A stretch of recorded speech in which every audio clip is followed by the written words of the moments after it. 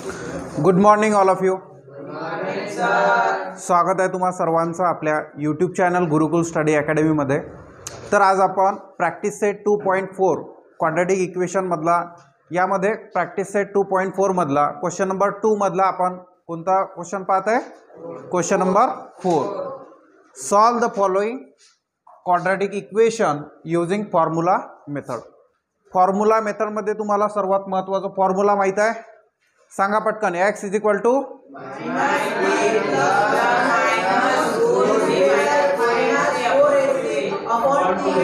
Very good. Minus बी plus minus under root बी square minus 4ac upon 2a. हा काय आहे? एक फॉर्म्युला आहे. तर यामध्ये जो क्वेश्चन आहे 5m square minus 4m minus 2 is equal to 0. तर हा आपण कंपेअर करणार हे इक्वेशन कंपेअरिंग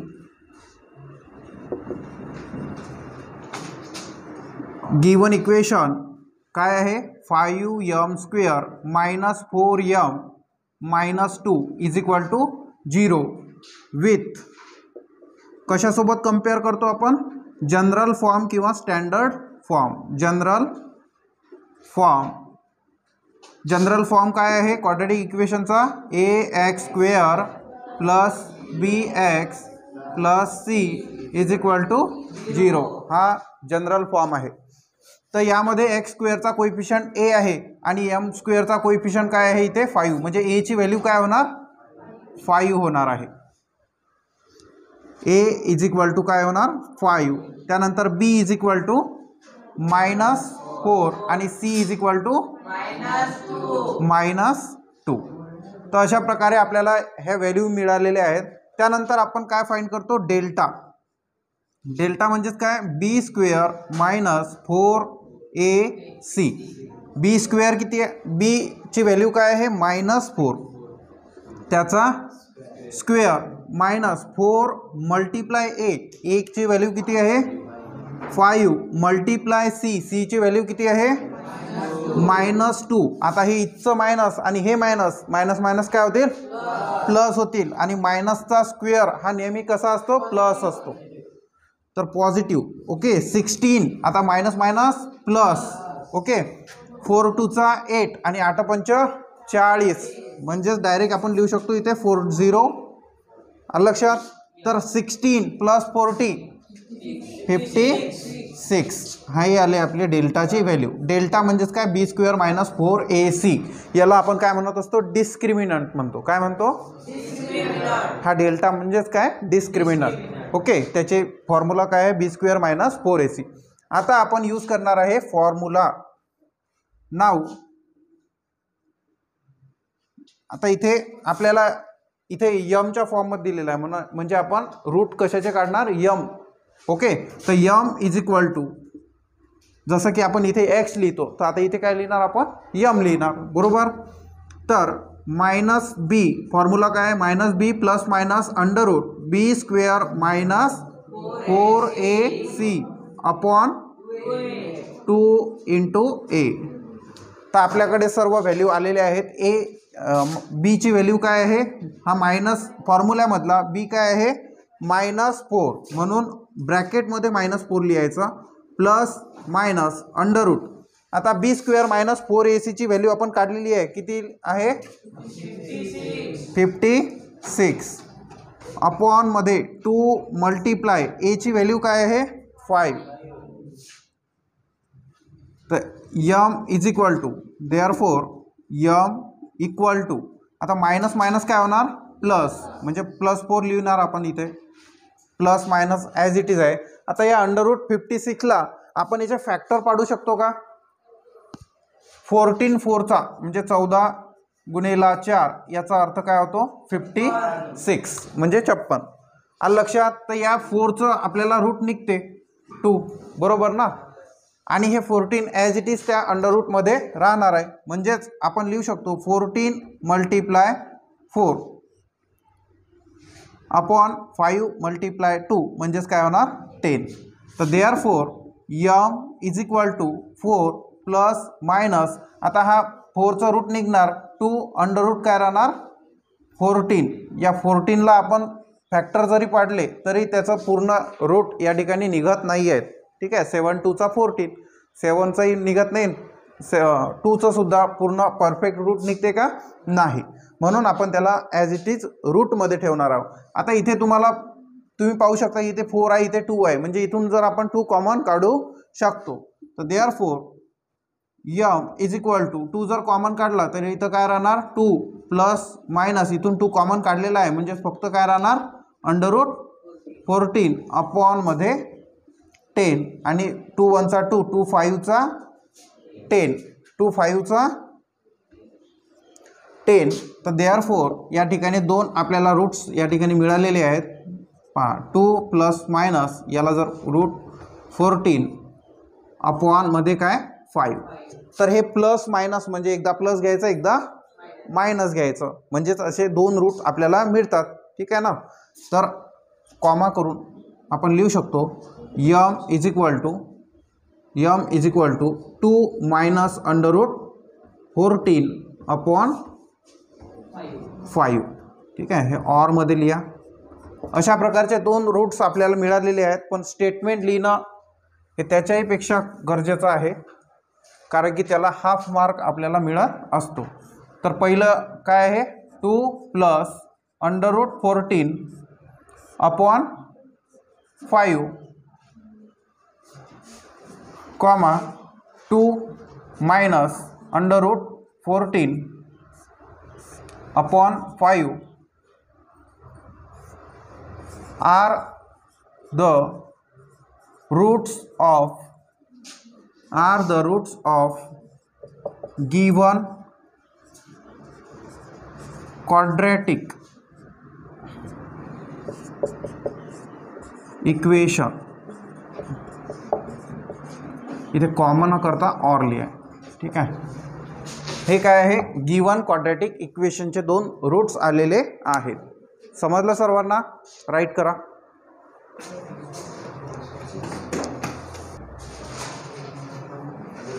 क्वेश्चन नंबर 5. यामध्ये क्वेश्चन नंबर 5 पहा, y² plus 1/3 into y equal to 2. तर आपल्याला या जनरल फॉर्ममध्ये दिसत आहे का, हा जो कॉन्स्टंट टर्म आहे त्या साईडला गेलेली आहे, याचा कोएफिशियंट 1 आहे. आलं लक्षात? समजत आहे? इथे 1 नसला काही फरक पडत नाही. ॲज इट इज आपण त्याला लिहिणार आहे, फक्त हे जो कॉन्स्टंट टर्म आहे याला या साईडला घेऊन येणार. तर काय होणार या ठिकाणी y² प्लस 1/3 इंटू y. आता ही जी टर्म आहे या साईडला आहे कॉन्स्टंट, ती इकडे घेऊन येणार आपण, म्हणजेच काय होणार प्लसचं -2 इज इक्वल टू 0. यानंतर आपण काय करतो ABCच्या व्हॅल्यू फाइंड करतो. A ची व्हॅल्यू काय असणार, इथे काय y² कोएफिशियंट काही नाही म्हणजेच काय असतो 1. इथे कॉमा B जो x चा कोएफिशियंट काय आहे B, इथे y चा कोएफिशियंट काय आहे 1/3 अँड कॉमा करून इथे C इक्वल टू C चा कोएफिशियंट काय आहे -2. त्यानंतर आपण डेल्टा फाइंड करतो. Delta is equal to B² -4AC. तर B ची व्हॅल्यू काय आहे 1/3 ब्रॅकेट स्क्वेअर -4 मल्टिप्लाय A काय आहे 1 मल्टिप्लाय C काय आहे -2 असा ब्रॅकेट करायचा. त्यानंतर मायनस मायनस इथे काय होणार आहे ते नंतर पाहू. आधी 1/3 चा स्क्वेअर म्हणजेच काय 1 चा स्क्वेअर 1, 3 चा स्क्वेअर 9, मायनस मायनस काय होणार प्लस 4 1 चा 4 आणि 4 2 चा 8. तर इथे क्रॉस मल्टिप्लिकेशन जर आपण केलं तर 1 प्लस याच्या खाली काही नसतो म्हणजेच काय असतो 1 1 × 1 1 प्लस 9 8 72 9 8 चा 72 अपॉन मध्ये काय येणार या दोघांचं मल्टिप्लिकेशन 9 1 चा 9. ठीक आहे, तर मग इथे 72 प्लस 1 किती होणार 73 अपॉन मध्ये 9. हा आलेला आहे आपला डेल्टा. कळलं? कारण की या 9ने याला डिवाइड करू शकत नाही आपण. तर इथे आता आपण फॉर्म्युल्याचा यूज करणार आहे. फॉर्म्युला नाव इथे जो व्हेरिएबल आहे तो कोण आहे वाय, म्हणून आपण इथे वाय राईट करणार. Y is equal to formula काय आहे मायनस बी प्लस मायनस अंडर रूट बी स्क्वेअर 4ac अपॉन 2a. जेवढ्या वेळा तुम्ही हा फॉर्म्युला जोरात म्हणसाल तेवढा तुमच्या जास्त लक्षात राहणार आहे, एवढं लक्षात ठेवा. ठीक आहे. तर therefore y is equal to minus हे फॉर्म्युल्यामधलं बी ची व्हॅल्यू काय आहे पहा, बी इथे काढला आहे आपण 1/3. काय आहे 1/3, ते फॉर्म्युल्यामधलं मायनस आहे, प्लस मायनस अंडर रूट. आता बी स्क्वेअर मायनस 4ac ची व्हॅल्यू आपण काढलेली आहे 73/9. काय आहे मग हे अंडर रूटमध्ये राहील ना, 73/9 अपॉन 2 इंटू ए काय आहे, ए ची व्हॅल्यू किती आहे 1, 2 इंटू 1. तर इथे आपण आता पाहू शकतो therefore y is equal to minus 1/3 as it is लिहायचं, मायनस 1/3 प्लस मायनस. आता या 73चे आपण फॅक्टर पाडू शकत नाही आणि या ठिकाणी 9चं रूट निघते 3 बरोबर. परंतु याला 73ला काही नाही म्हणजेच काय असतो मल्टिप्लाय 1, कारण की हे अपॉनमध्ये नाही ना. 1चं रूट काय असेल 1 आणि 9चं रूट काय निघेल 3 म्हणजे 1/3 बरोबर. आणि मग राहिलं काय याच्यामध्ये रूटमध्ये 73. समजत आहे. हा 1 इथे तुम्ही नाही लिहिला तरी काही हरकत नाही, पण समजण्यासाठी मी तुम्हाला सांगितलं की 1/9 कसं आलं कळते. हां, तर अपॉन 2 इंटू 1 म्हणजेच काय होणार 2. आता इथे आपण काय करू शकतो 1/3 कॉमन काढू शकणार आहे इथे. तर कॉमन जर 1/3 आपण कॉमन काढलं तर हा जो 3 आहे हा डिनॉमिनेटरला जात असतो बरोबर की नाही. तर 1/3 इथे आपण जर कॉमन काढलं तर काय राहील मग इथे 1/3 निघून गेला तर मग काही नाही म्हणजेच काय -1 प्लस मायनस अंडर रूट. आता इथून 1/3 कॉमन काढला तर मग राहिलं काय इथे √73 आणि अपॉनमध्ये हे ऑलरेडी 2 आहेत. ओके, आणि हा 3 सुद्धा अपॉनमध्ये जाणार आहे म्हणजेच आपण काय लिहू शकतो इथे मल्टिप्लाय 3 बरोबर. तर therefore y is equal to काय राहील -1 प्लस मायनस √73 अपॉनमध्ये 2 3चा काय होणार 6. तर हे फायनल सोल्युशन. याच्यामध्ये प्लस मायनस आहे, 2 रूट वेगवेगळे करायचे आहे. तर आन्सर काय आलेला आहे आपला -1 plus minus √73 upon 6 comma -1 minus √73 upon 6. इथे लिहिणार आता आपण are the roots of given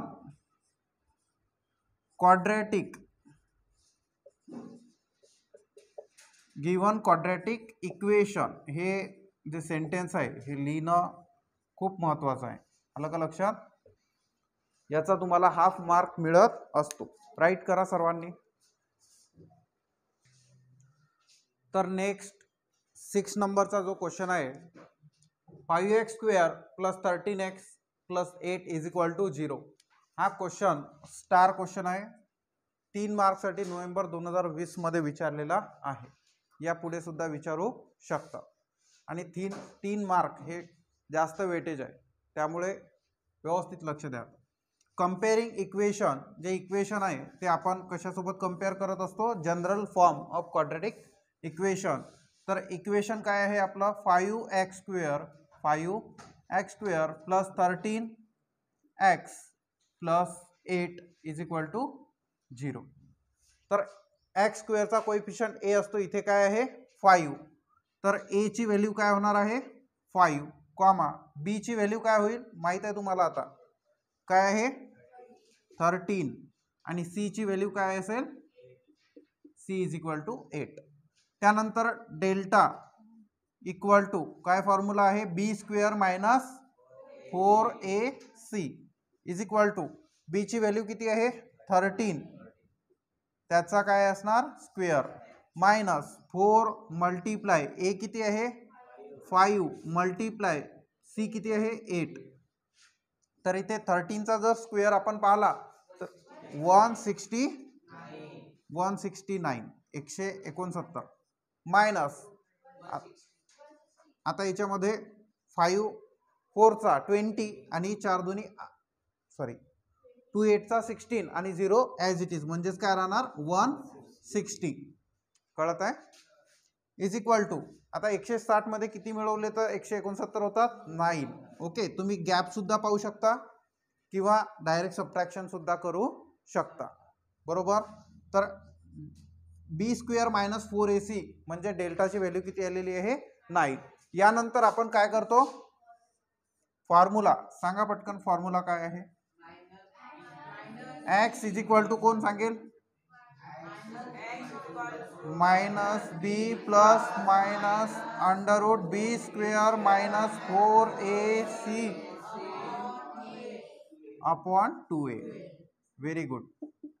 therefore x is equal to value आपण पुटअप करणार आहे मायनस फॉर्म्युल्यामधलं ॲज इट इज बी ची व्हॅल्यू किती आहे 13. किती आहे 13. इथे ब्रॅकेट करायचं काही काम नाही आहे. जर बी ची व्हॅल्यू मायनस मध्ये असेल तेव्हाच तुम्ही ब्रॅकेट करायचा. प्लस मायनस अंडर रूट बी स्क्वेअर मायनस 4ac ची व्हॅल्यू आपण काढलेली आहे 9. ओके, हे रूट फॉर्म्युल्यामधलं आहे. अपॉन 2 इंटू ए ची व्हॅल्यू किती आहे 5. तर therefore x is equal to minus 13 plus minus आता 9चं रूट परफेक्ट निघते किती आहे 3 अपॉन 5 2चा 10. आता इथे आपण कॉमन सुद्धा काही काढू शकत नाही आहे, त्यामुळे x is equal to minus 13 plus 3 upon 10 or x ची व्हॅल्यू दुसरी अजून काय असेल मायनस 13 मायनस 3 अपॉन 10. तर फायनल सोल्युशन काय असेल या ठिकाणी पहा. Therefore minus 13 plus 3 upon 10 comma minus 13 minus 3 upon 10 are the अरे हो बरोबर इथे बरोबर आहे. रिड्यूस होते दोन्हीही काय नंबर आहे. ठीक आहे, दोन्हीही नंबर आहे म्हणजे मायनस 13 मधून 3 जर मायनस केले तर काय राहणार 10 अपॉन 10 मायनस 10 अपॉन 10 और मध्ये x is equal to minus 16 upon 10. Okay, तर 10 10 इथे कॅन्सल होतील म्हणजे 10 1 चा 10. x इज इक्वल टू काय राहणार x is equal to minus 1 or मध्ये therefore x is equal to minus 8 upon 5. इथे आपण काय केलं इथे 2 ने याला रिड्यूस केलं 2 8चा आणि 2 5चा. बरोबर. तर आपल्याला या ठिकाणी दोन रूट्स मिळालेले आहेत. तर minus 1 comma minus 8 upon 5 are the roots of given quadratic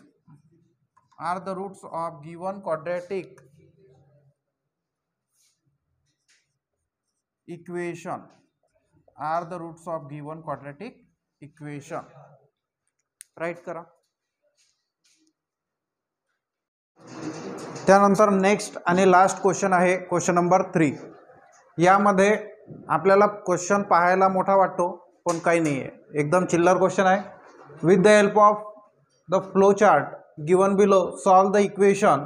आपल्याला एक क्वाड्रॅटिक इक्वेशन दिलेलं आहे x square plus 2 root 3 into x plus 3 is equal to 0.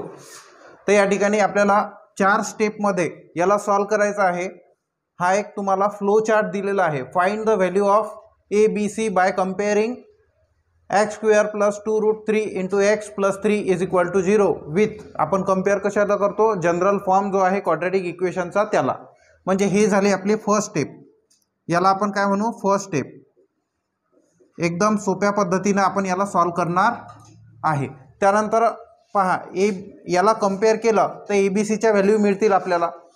त्यानंतर find the value of b square minus 4AC म्हणजे यानंतर ABC मिळाला म्हणजे आपण काय फाइंड करतो डेल्टाच फाइंड करतो ना. याला आपण काय म्हणत असतो डेल्टा बरोबर.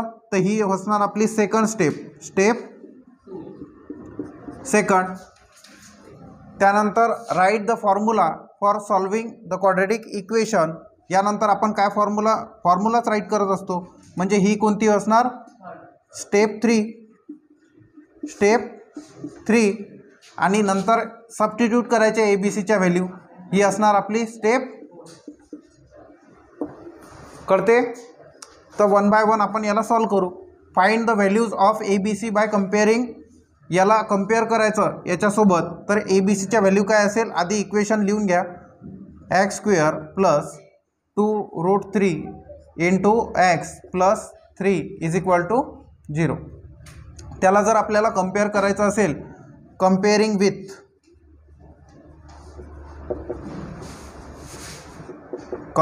With a square plus BX plus C is equal to 0. तर ABCच्या व्हॅल्यू काय असणार Aची व्हॅल्यू असणार 1 कारण की एक्स स्क्वेअरचा कोएफिशियंट इथे काही नाही म्हणजे 1 आहे. Bचा कोएफिशियंट असणार इथे 2√3 आणि Cची व्हॅल्यू काय असेल प्लस 3. झालं पहिलं सोल्युशन.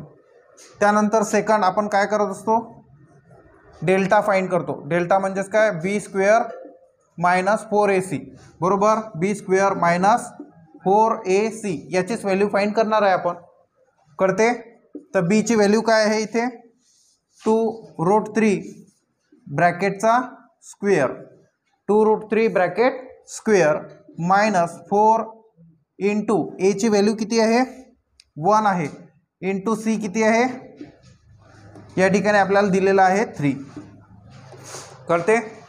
तर 2चा स्क्वेअर काय असतो 4 मल्टिप्लाय रूट आणि स्क्वेअर. हे स्क्वेअर आणि स्क्वेअर रूट काय होणार कॅन्सल होणार. मग इथे फक्त राहणार 3. 4 मल्टिप्लाय 3 मायनस इथे काय राहणार 4 मल्टिप्लाय 1 4 4 1 चा 4 आणि 4 3 चा 12 बरोबर. मग 4 3 चा 12 मायनस 12 तर मग व्हॅल्यू काय येणार 0. तर देअरफॉर आपण लिहू शकतो इथं b square minus 4AC is equal to काय आला 0 आलेला आहे. हे झालं आपण second answer.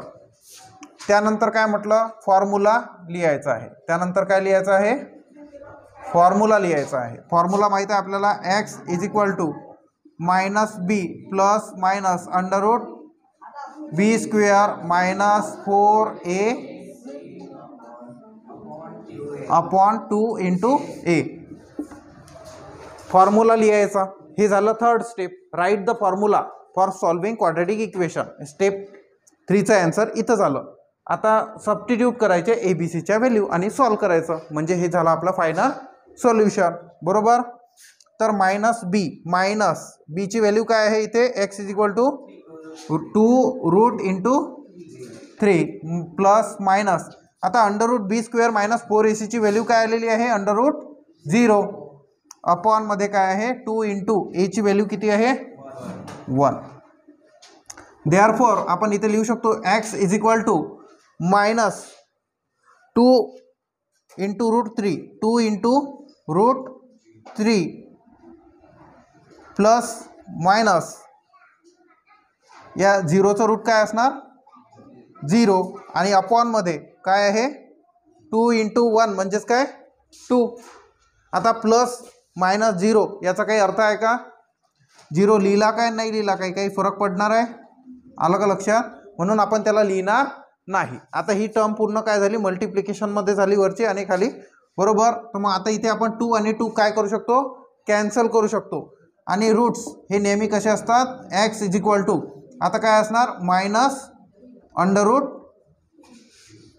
3 minus under root 3 आणि ऑरमध्ये सुद्धा लिहायचं आहे. ऑरमध्ये हेच रूट असणार आहे मायनस अंडर रूट 3, कारण की रूट्स हे नेहमी काय असतात, 2 असतात लक्षात.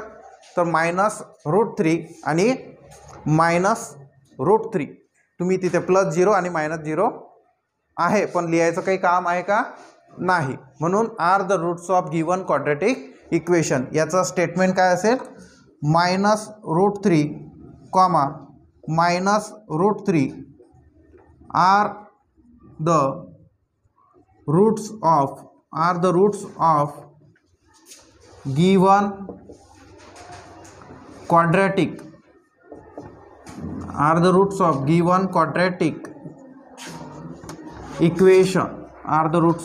quadratic equation.